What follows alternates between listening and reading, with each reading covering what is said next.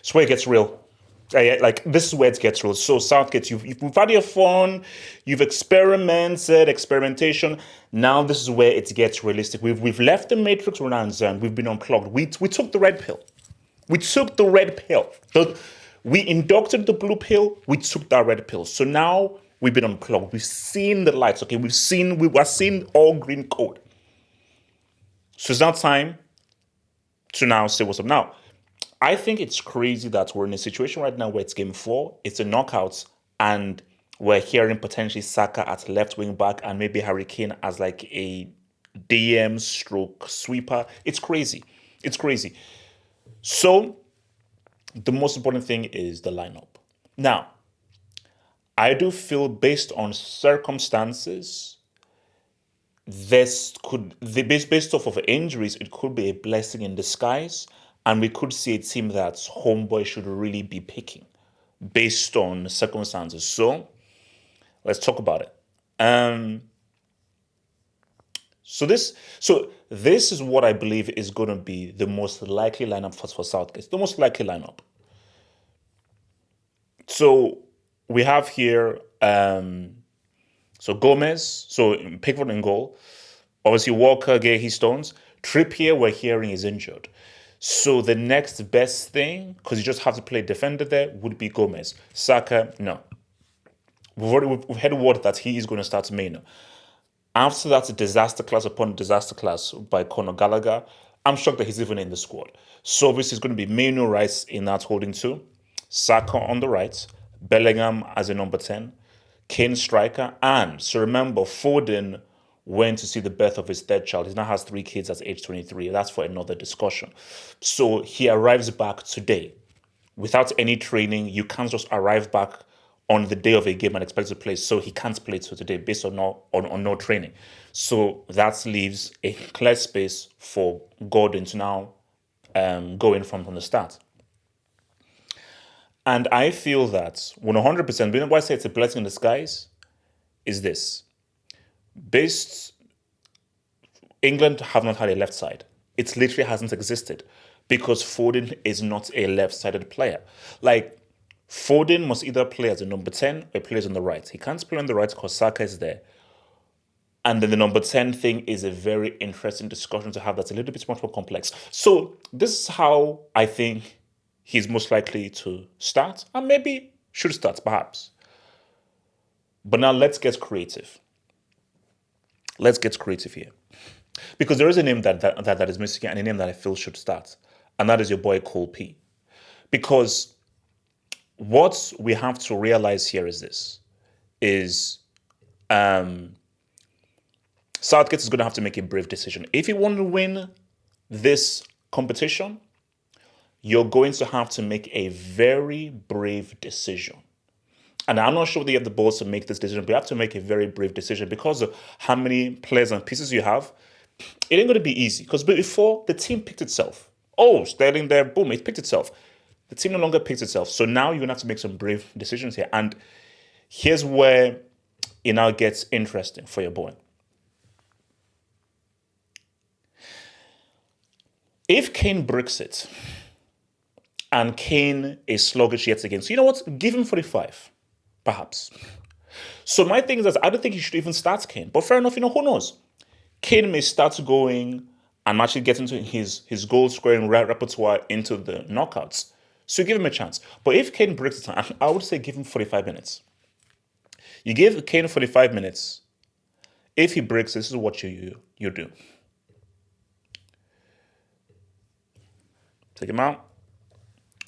Bring in your boy. And you do this.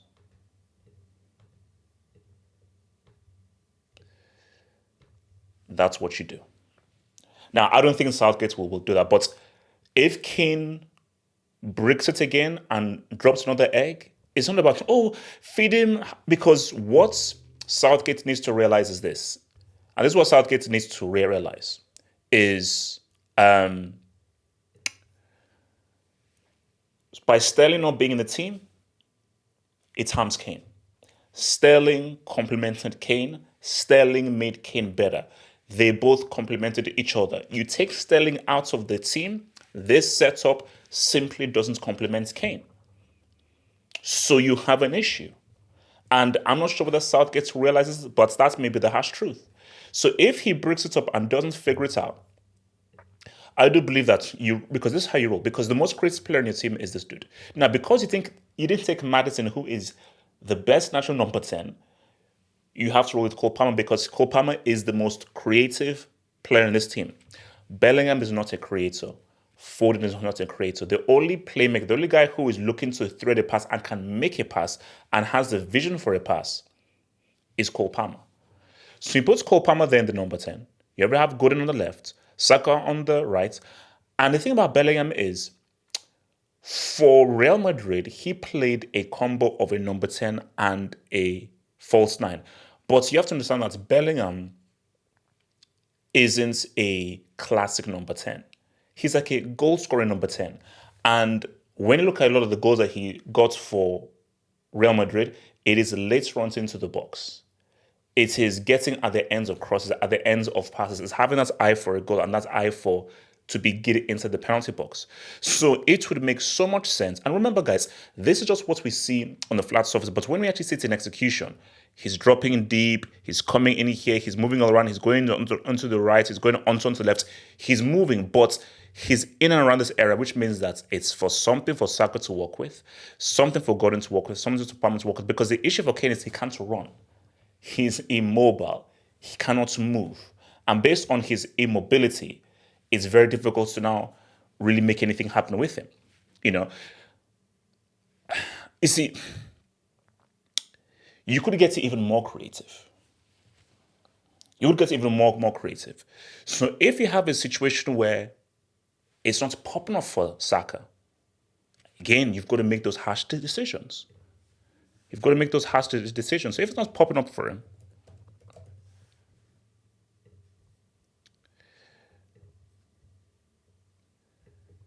you have this situation here. Because what you now have is a guy who can run, who can make runs, and it's far more mobile. So with his mobility, which Kane doesn't have, the through ball is on. And for Palmer, because he's a creative left-footed player, him on the right, he can now cut in on the inside and put crosses from deep into Watkins or take a shot himself. But this gives you another attacker dimension because Saka is good. But as good as Saka is, Saka's game is running down the channels. Now, caught inside and shoots, but really his game is really almost classic wing play and really walking the channel. Palmer's game is really more so coming deep in here and now trying to make those passes. And for me, which is why I say, even if you put Foden there, Foden doesn't have the playmaking creative ability that Palmer has. And football is about goal scoring. How do you score goals? Creating. Now, you can score goals out of nothing, but more times than not, you need someone to create that situation for you to not execute and score. So this is a situation where Saka doesn't say what's up. But I do feel a key component that could change things for England is this. Because for 3 games, England have been not playing with a guy who knows how to play that left-handed position. Because Foden doesn't know how to play that position. He simply doesn't. Now, the hope was, they'll figure it out. That was the hope. But they obviously haven't figured it out. So I feel this is the best way for these guys to roll. And 100%, you have to have Mainoo and Rice in there because what you need is you need a bit of control.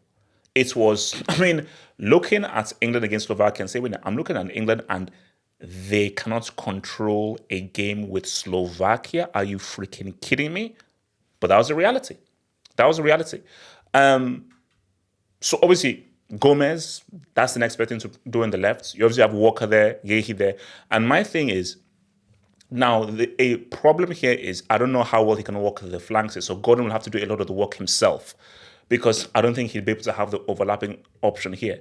But with this situation here, whether it's Saka or whether it's Palmer, Walker is definitely there to help support and offer a little bit of cheddar. And look, for me, I think Gakey and Stones, apart from a few scares, have been pretty solid. So defensively, they've been pretty solid and pretty okay so far. And I don't think Slovakia are going to give them as many issues as perhaps a Switzerland will or potentially an Austria or a Netherlands will down the line. So there are different options here. But I think one thing is very clear here. One thing is very clear. Let me come back to my main thing. Southgate's going to have to make a big decision. You're going to have to make a big boy decision because now it's not time to be a big boy. And the question you have to ask yourself is that, are you ready to make that big boy decision? Now, I don't know. That's not for me to say. But Southgate, this is big boys now. You are not going to be in a situation where, oh no, the team picks itself, the guys will figure it out. No, you're going to have to do some specific things. Two things have to happen for England in this game. Two things. Southgate's going to have the right lineup and make the right adjustments. That's one. But a second element, which is just as important, the players have to step up. Because this isn't all on Southgate. Southgate has 50% of the blame. The other 50% is the players have underperformed. And these players have not only underperformed because of, it's bad tactics. You've underperformed because you've just not been playing well. Because at the end of the day, football is about the ball is going to come to you. And you have agency to create a space for a shot, to dribble past someone, to try to affect the game wherever you are and wherever you receive the ball. So there are still things you can still do within potential limitations of spacing, positioning based on the strategy your manager has given you. You still have agency, and the truly talented, great players who aren't system merchants, you find a way. You find a way. It's called gid. It's called gid. So that's where we're at with it. And look, for me, I'm still saying England win 1-0. I think it's going to be ugly. I don't think it's going to be pretty. But I'm saying that right now, Southgate, England have got to play better. Because this is when, groups, you can figure things out in groups. But in the knockouts, you have to find your groove. You have to find your momentum. Because almost every team that has won a trophy wants to get into the knockouts. They have found their groove and they found the momentum. Group stage, tricky. Knockouts, you have to start playing well. And you have to have an identity from the last 16, the quarterfinals, semifinals, and the final. And the last thing I'll say on this is that being to Germany, the support that England have is insane. Like when I was in Cologne, I was like, bro, Cologne looked like the South End. Bro, they turned Cologne into the ends. The amount of English people that took over pubs. So for these players, forget about Southgate, for these players, you owe it to yourselves to play better because the amount of support that you are receiving from people, like I met some people in a pub in Bonn, like they were from Essex. And this guy said, look, we saved up a lot. Like, so this is just years, months upon months, paycheck. So after every paycheck, put some aside. Paycheck, put some aside. Paycheck, put some aside. And I'm sure, judging from these guys, they have that regular blue-collar job. So these aren't guys who have the kind of white-collar job that's based in the city. These are just regular working-class guys who will be in paycheck. So to come here to pay for hotels, to accommodation, travel, well, actually, although travel is free, but pay for the tickets. And the tickets are expensive. The tickets are damn expensive. And for your time there, it's expensive. These trips are expensive. So for these players, the level of support you have and the level of sacrifice that English fans have made, you owe it to yourself to play at a much higher level. You owe it to yourself to play at a much higher level because these fans, they deserve it. Whether you like England or not, whether you think they're arrogant, they're stuck up and everything, one thing you can't fault is football is life and death for England.